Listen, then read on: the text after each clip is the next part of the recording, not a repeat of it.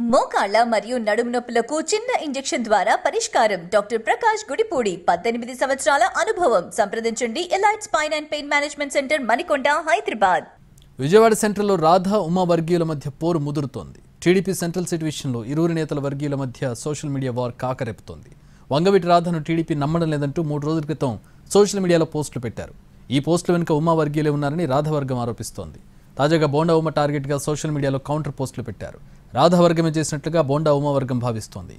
నమ్మాలంటే ఏం చేయాలంటూ ఉమాకు వ్యతిరేకంగా కౌంటర్ పోస్టులు వైరల్ అవుతున్నాయి.